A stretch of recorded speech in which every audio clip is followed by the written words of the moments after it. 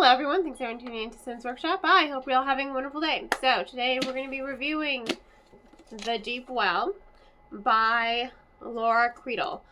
This was sent to me from the publisher for an honest review, so let's honestly review it.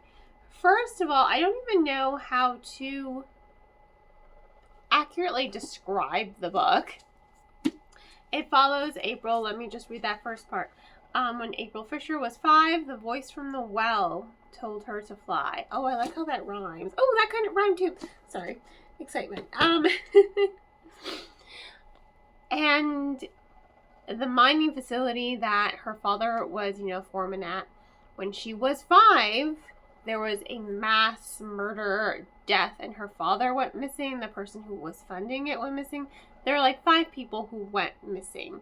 Now, a bunch of cultists, calling themselves the Deep Well cultists, whatever, right? They're convinced that April is the key to opening a portal to another dimension. I mean, she has lived her entire life with conspiracy theories, people making horror movies of her life thinking she's like the Antichrist. And she does hear a voice coming from the well, and it sounds like Kiki from Kiki's Delivery Service. So that was like a little note to me that I loved. I'm like, oh, I love that little element. Even though it's not supposed to be lovable, it's supposed to be a little chilling and haunting. So she's just kind of trying to just get by, Everyone's convinced when she turns 17, she'll sacrifice someone and open this mystical portal. And she's just like, I really just don't even want to deal with you people. It's like, I don't want to be known as the bicycle girl, right? Because that's how she's known because of the horror movie that was made about her, the bicycle girl. I don't really know how I feel about the book itself. I was telling my my best friend Jeff, I was like, this book reminds me of something Stephen King would have written if in his like early 20s almost, It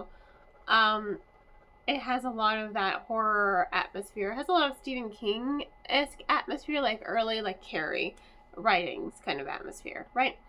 So I think that's what pulled me in, but it was a little hard for me to get into. I wasn't really sure the direction of the book. I wasn't really sure where we were going with this book. I was just kind of like unsure about what I was reading. Is there something supernatural? Is this just like a mystery?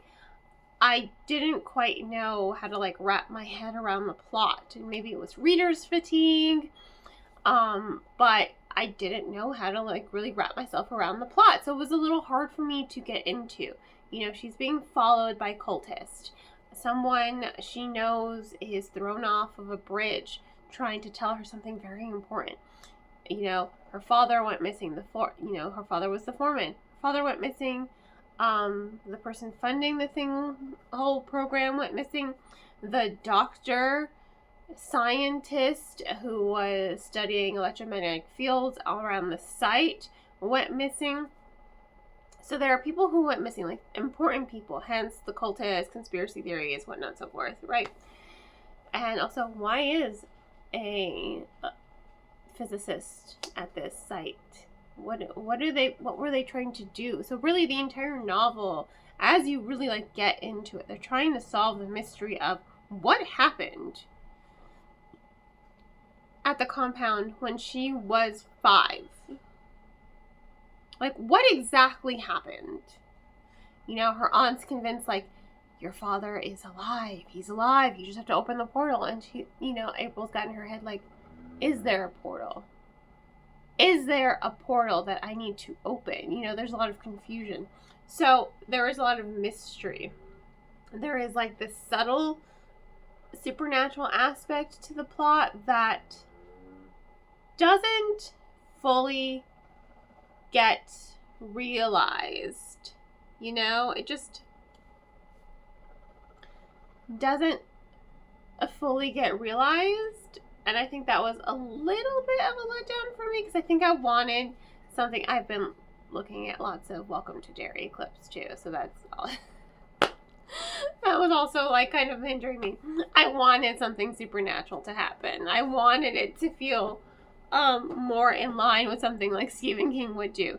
But I mean, it still feels like something Stephen King would have written, you know, back when he was first writing. It feels like an early Stephen King book. And that's probably why I liked it, because I do like Stephen King, you know? I do like his stories. I should read more Stephen King. I just have so much to read. But I wanted the author, Laura, to really, like, dig deeper into that supernatural aspect, because it's an open-ended ending as well, you know? So this is something she can come back to if she so desires. And I like the open-ended ending because it doesn't fully resolve that supernatural aspect. So you know that there's still something chilling going on with this well, because Kiki's voice is no longer just like haunting her now. Now it's haunting her little sister, Jules. So I liked the mystery, and I liked the way the story evolved. Again, it was a struggle to get into. I feel like that first quarter was like a struggle. I was just like, ugh, what am I reading? You know, especially because I couldn't really wrap my head around what the purpose of the plot was, if that makes sense. I mean, I read for enjoyment, but I also need to kind of know what I'm reading, and I really couldn't categorize it. You know, young adult, is it horror, is it mystery, is it a mixture of both? Is there something supernatural, is it paranormal, is it dystopian? You know, I needed something to wrap my head around it, and I really couldn't wrap my head around it initially in order to get into the story. But that being said, once I got into the story about a quarter of the way through, I didn't want to put the book down. Like, I needed to solve the mystery with April. And I also liked her friendship with Grace. I love Grace. Best side character ever. And I even love the small little romance between her and Zach, who was a childhood friend of hers, who doesn't make her feel like a pariah because of, you know, what happened that didn't even involve her, you know, or the horror movie. He's sweet. He's there for her. He listens to her, even her real out there conspiracy theories. He's like, I don't know if I believe you, but I'm still going to help you investigate this, because what if there is a chance that you are right? You know, he's there for her. He is someone she can rely on. And I like that romance, the dynamic that's built with them is very quick, but it feels effortless. You know, the dynamics feel effortless, and they feel organic, and they evolve organically. And that's something that I really liked, because this is the boy that she's been crushing on since she was a kid, right? So I liked the storytelling, but that first quarter was rough. It was a little slow. It was a struggle for me to get into. But once I got into it, I didn't want to put it down. I wanted to solve the mystery. I wanted to know, is there a portal? Isn't there a portal? I just wish the author had kind of really dug into the supernatural aspect of the book.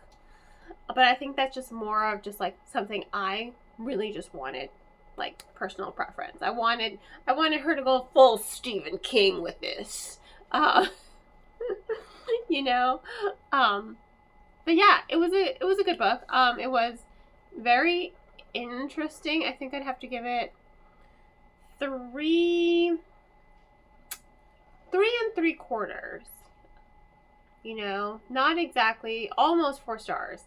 And I would say almost 4 stars because that first quarter, I couldn't really wrap my head around the plot. I really didn't know what was going to happen and what I was supposed to kind of like expect from the plot. And I really couldn't wrap my head around like, how am I supposed to compartmentalize this in my brain, you know?